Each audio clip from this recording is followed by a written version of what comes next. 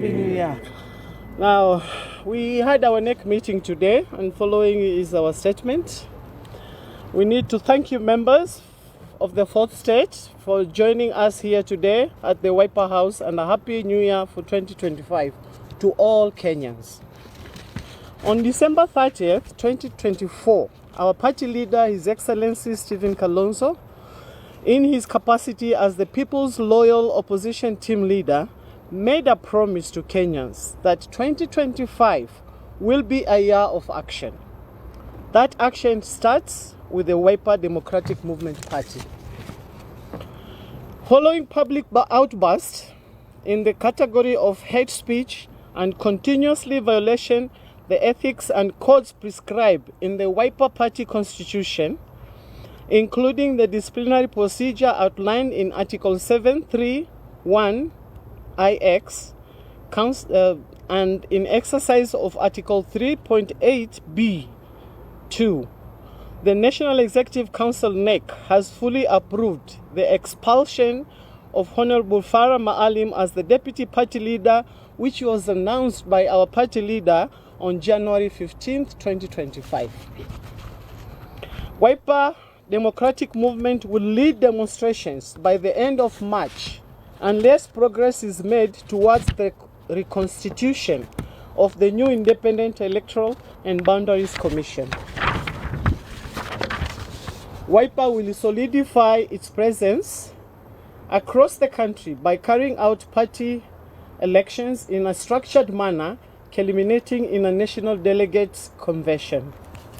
Finally, Wiper Democratic Movement will hold recruitment rallies across the country to witness the issuance of national identity cards as well as recruitment of voters.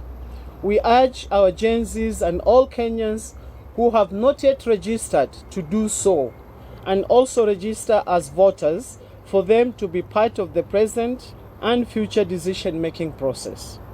We thank you and welcome for any questions. Our party can give his remarks. Our party leader. Okay. So tuwashukuruni sana, na bado katika hali hiyo ya kuyatafakari ambayo yamezungumzwa na kusemwa na katibu mkuu wa chama, kuna umuhimu ya kutilia mkazo mengine ambayo pengine hajawekwa katika kumbukumbu za katiba,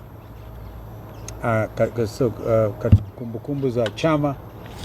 Kwa mfano, yuko bwana moja anatembea kila sehemu ya Kenya kusema yeye ako katika harakati za kuunganisha nchi. Well, we want to tell President William Ruto that there's no need of talking about unifying the country around the broad-based government. Now it is official. The broad-based, blood-based government, blood-based, all right, heavily supported by abductions and abduction squads. It is now official that what William Ruto is trying to do is to formulate his re-election campaign strategy. We want to tell him the country is so united, more than ever before. In fact, it has never been as united as it is since independence, around one goal: to defeat William Ruto at the next elections. So asijisumbue sana kusema naunganisha nchi. Nchi imeunganika. Wakenya wako sawa, wako katika hali tahadhari. Huwezi ukajisifu na kujipiga kifua na kusema eti wewe utahakikisha kwamba after 2032 wewe mwenyewe utabadilisha katiba na kuhakikisha Ruto anaendelea na uongozi wa nchi. Kwa hivyo tuache kuandaa wananchi. This is the essence of democracy. I repeat, as I've done before, that taking over the leadership of this country, executive order number 1, do away with housing levy, taxes. Yes. They are unconstitutional. They are almost an abomination. You don't take public land, give it to your friends. You're selling steel and cement to them. You've even taken over Baburi cement under conditions that are questionable. And then you call that free housing, affordable housing. So, like Donald Trump has done, issued so many executive orders. Sisi tunajiandaa na hiyo moja kwa sasa. We are very clear about it. Because the education system is a mess. Our health sector has been state captured by Andani. Remember, Andani is still hovering around. We have said, by the way, the one commission we have already started working on is the State Capture Commission. That one we're working on, and we even work along that one with Ruto if they have not abandoned it, because they will have to be held accountable for state capture. You know, I was driving from the village over the weekend, and I asked my driver kama anajua mtoto akimaliza grade 9, and remember they said by now enough classes will have been put in place. We need to hold them to account. How many classrooms have you put up, Mr. Ruto, for the new confused education system? And I'm talking to you as one with a bit of experience in education, having served as Minister for Education for 3.5 years. Kenyans will have forgotten. Uncle Moody was my assistant minister when I was Minister for Education. So we know what you're talking about. The current Governor Baringo was my first appointee to be the CEO of Higher Education Loans Board. He's governor today, you can ask him. The funding model was clear.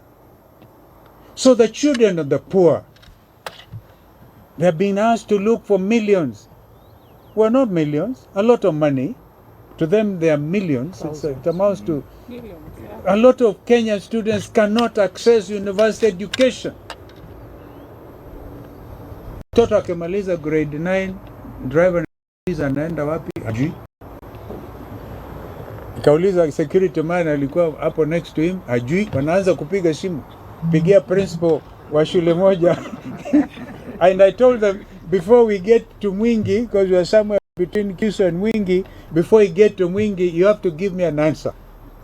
I mean, asking them because having been the Minister for Education, in fact, a lot of Kenyans don't know.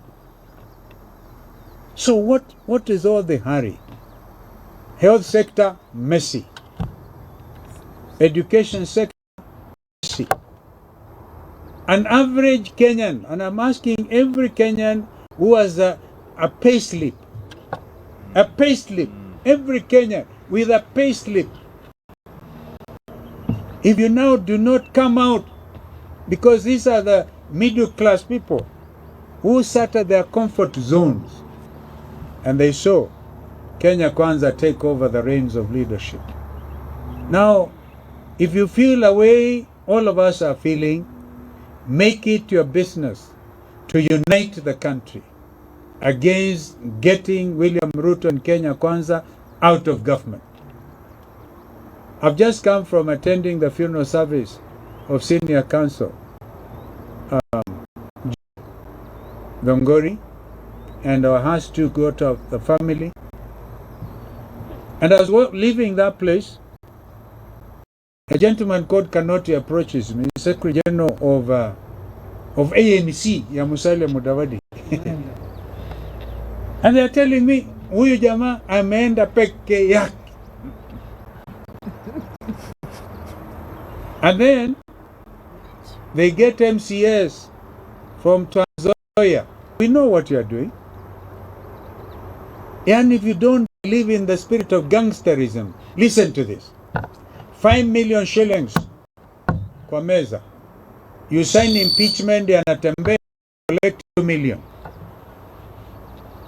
Ukimaliza kazi, 3 million utachukua. Is that the type of democratic leadership we expect? And the paymasters are known. I think we'll expose them as we go on. Simply because you cannot take criticism.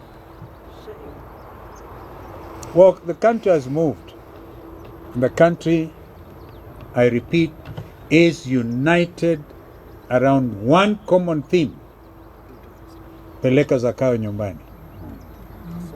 Thank you. Questions? I don't know. Sawa.